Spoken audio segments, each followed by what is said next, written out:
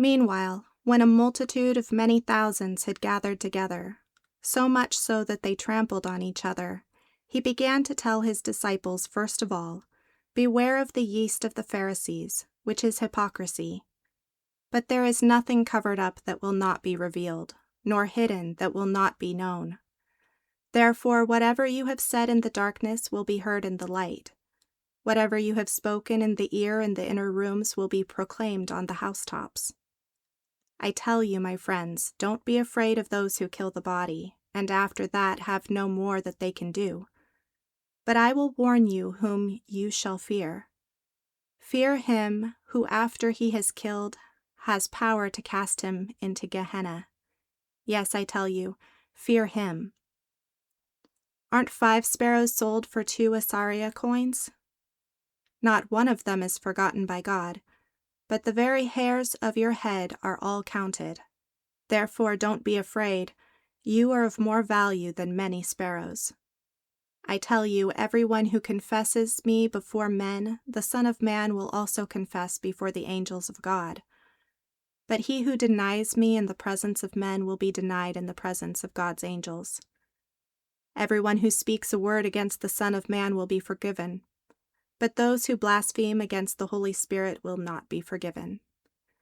For when they bring you before the synagogues, the rulers, the authorities, don't be anxious how or what you will answer or what you will say, for the Holy Spirit will teach you in that same hour what you must say." One of the multitude said to him, "Teacher, tell my brother to divide the inheritance with me." But he said to him, "Man, who made me a judge or an arbitrator over you?" He said to them, "Beware, keep yourselves from covetousness, for a man's life doesn't consist of the abundance of the things which he possesses." He spoke a parable to them, saying, "The ground of a certain rich man produced abundantly. He reasoned within himself, saying, 'What will I do, because I don't have room to store my crops?' He said, 'This is what I will do. I will pull down my barns, build bigger ones, and there I will store all my grain and my goods. So I will tell my soul, Soul, you have many goods laid up for many years. Take your ease, eat, drink, and be merry.' But God said to him, 'You foolish one, tonight your soul is required of you. The things which you have prepared, whose will they be?' So is he who lays up treasure for himself and is not rich toward God." He said to his disciples, "Therefore I tell you, don't be anxious for your life, what you will eat, nor yet for your body what you will wear. Life is more than food, and the body is more than clothing. Consider the ravens. They don't sow, they don't reap, they have no warehouse or barn, and God feeds them. How much more valuable are you than birds? Which of you, by being anxious, can add a cubit to his height? If then you aren't able to do even the least things, why are you anxious about the rest? Consider the lilies, how they grow. They don't toil, neither do they spin. Yet I tell you, even Solomon in all his glory was not arrayed like one of these. But if this is how God clothes the grass in the field, which today exists and tomorrow is cast into the oven, how much more will he clothe you, O you of little faith? Don't seek what you will eat or what you will drink, neither be anxious, for the nations of the world seek after all of these things, but your Father knows that you need these things. But seek God's kingdom, and all these things will be added to you. Don't be afraid, little flock, for it is your Father's good pleasure to give you the kingdom. Sell what you have and give gifts to the needy. Make for yourselves purses which don't grow old, a treasure in the heavens that doesn't fail, where no thief approaches and no moth destroys.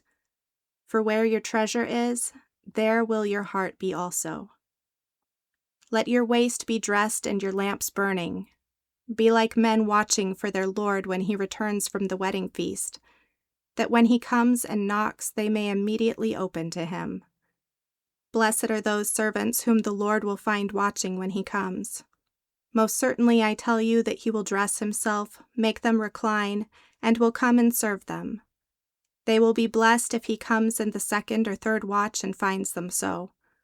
But know this, that if the master of the house had known in what hour the thief was coming, he would have watched and not allowed his house to be broken into. Therefore be ready also, for the Son of Man is coming in an hour that you don't expect him." Peter said to him, "Lord, are you telling this parable to us or to everybody?" The Lord said, "Who then is the faithful and wise steward, whom his Lord will set over his household, to give them their portion of food at the right times? Blessed is that servant whom his Lord will find doing so when he comes. Truly I tell you that he will set him over all that he has. But if that servant says in his heart, 'My Lord delays his coming,' and begins to beat the men servants and the maidservants, and to eat and drink and be drunken, then the Lord of that servant will come in a day when he isn't expecting him, and in an hour that he doesn't know, and will cut him in two, and place his portion with the unfaithful. That servant who knew his Lord's will and who didn't prepare nor do what he wanted will be beaten with many stripes. But he who didn't know and did things worthy of stripes will be beaten with few stripes. To whomever much is given, of him will much be required, and to whom much was entrusted, of him more will be asked. I came to throw fire on the earth. I wish it were already kindled, but I have a baptism to be baptized with, and how distressed I am until it is accomplished. Do you think that I have come to give peace in the earth? I tell you no, but rather division. For from now on there will be 5 in one house divided, 3 against 2, and 2 against 3.